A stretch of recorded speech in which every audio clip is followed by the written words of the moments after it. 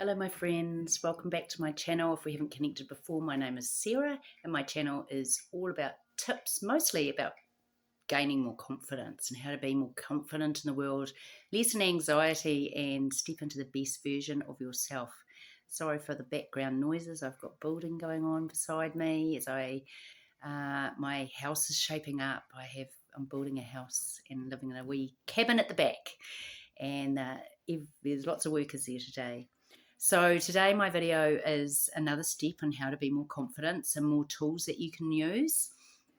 And I wanted to talk to you about, firstly, finding the belief system that you may have running in your subconscious, which is undermining your confidence. And this was a big one for me when I was gaining more confidence, was to find, lots of us have that belief that we're not good enough, and or that we're not worthy of things. I mean, that's running in our subconscious. Then of course anything that we do there's always going to be that little voice in our head telling us we can't, or we shouldn't, or we should play small. And it usually comes from our childhood, where we've had to stay small for various reasons. My family, it was frowned upon if you were too much, too out there, if you put yourself out there. I heard my mother talk negatively about people that did that, people that talked really well of their children, go figure. They were just showing off. And, she probably got that belief system from her family.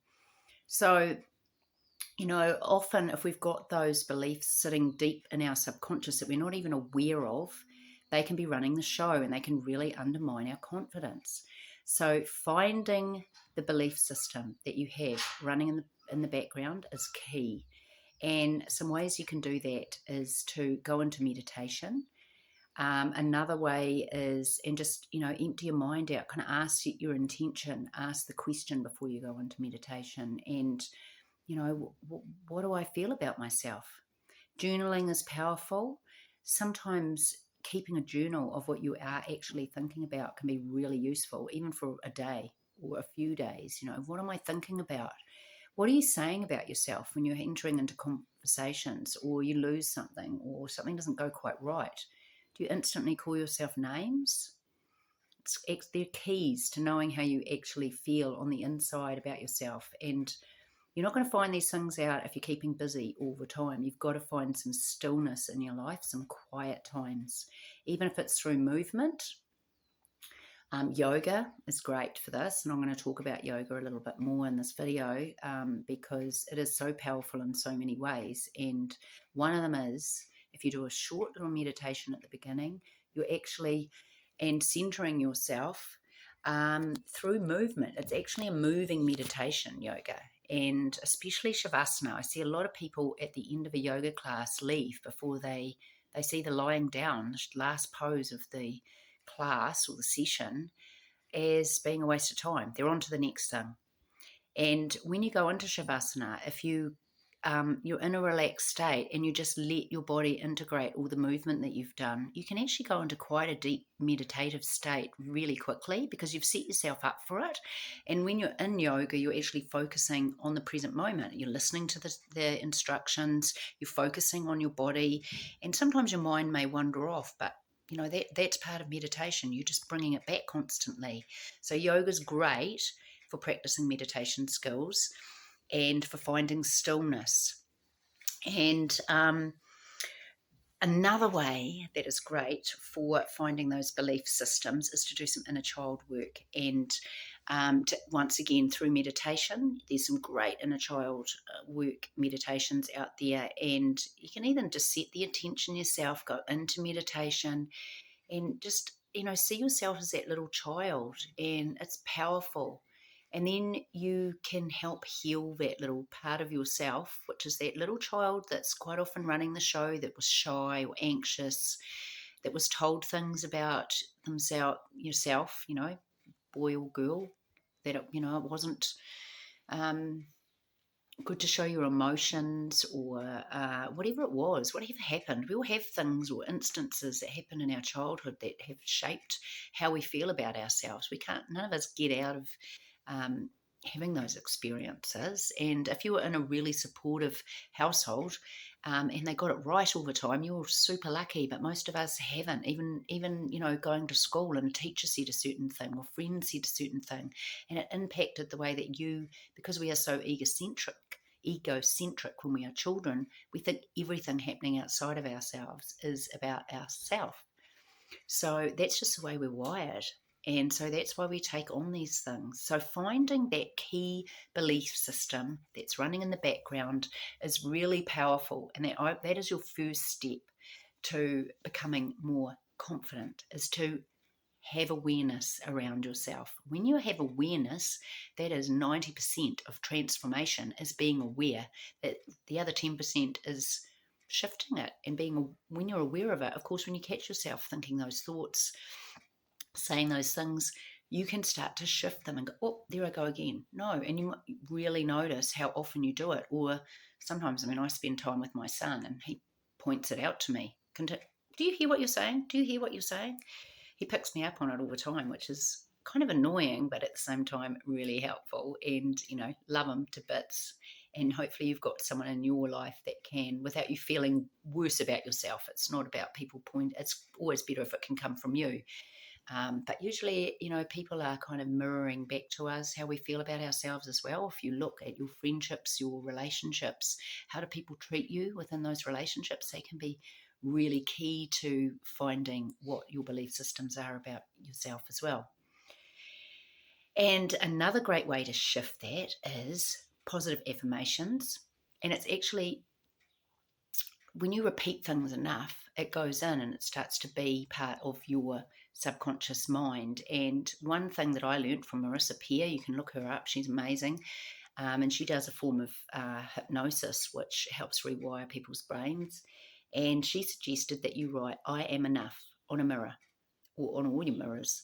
And I did that for a year, and every day I would look in the mirror and I'd look into my eyes and I'd say, "I am enough. I am enough. I am enough." And because we are all enough, we are all enough. And one day, after about a year, I looked in and went to start, and I thought, you know what? I'm not just enough. I'm actually more than enough. And I knew then I didn't need the reminder on my mirror, and I knew that I'd done enough personal work that I'd shifted that. So, some people say that positive affirmations are not powerful. I believe that they are and they have been part of my journey. And so I'd suggest that you try them. And I'd try, look into your eyes when you're telling yourself things. It can be really uncomfortable. But the more you do it, the more comfortable you become. So it's like anything, what you practice, you get better at, you get more comfortable in. And so that brings me to my next point, which is to be feeling okay being uncomfortable. That is key to being more confident, because the only way we get more confident is by putting ourselves into situations that cause us to feel a little bit uncomfortable. And once again, yoga is great for this, because if we go into a pose and it's uncomfortable, not painful, but uncomfortable, and we learn to sit in that uncomfortable enough, we're actually training our brain and our body to be okay with being uncomfortable. If we never get uncomfortable, we never grow. We just stay in our safe place. And it's nice to feel safe, and sometimes it can be scary being uncomfortable, but just in small ways you can start to be putting yourself in uncomfortable situations, which might mean going up to someone that you've never spoken to before at a party that you would normally just stick to your group that you know, going up and introducing yourself and saying, "Hi, I'm so-and-so." And, they might not react well. They might like, what? But most people will be happy to engage with you. But that can be really uncomfortable for some people. It can be going to something that you wouldn't normally go to by yourself. I remember years ago now, but, I never went to a cafe by myself and had a cup of coffee. And I remember reading the self-help book and thought, oh my gosh, no, that feels really uncomfortable to me. But I made myself go. I sat there. I thought everyone would be looking at me. That person with no friends sitting in that cafe by herself drinking coffee. And then I started to look around and I noticed that there was other people there by themselves. And of course, nobody was noticing me. And if they were, they just smiled. And I just looked around. Of course, there's usually magazines in a cafe. I went and got a magazine, can take a book, and started to read. Now, I mean, I go everywhere by myself pretty much. I've even taken myself out for lunch, have I done dinner? I'm not sure if I've done dinner. Maybe I need to go out and take myself out for dinner somewhere. But, doing those small things gave me more confidence to then go and do something else. And you just chip away at it. And like I say, doing practices like yoga or even Qigong really help you to center yourself, ground yourself, and then feel okay being a little bit uncomfortable. Even going to an exercise class can be an uncomfortable thing to do for the first time when you're not sure whether you're going to be able to do it and your ego is in the way because you think someone's going to judge you, and yet not everybody's just usually worrying about themselves. Nobody. And if people are judging you, that's their shit, not yours.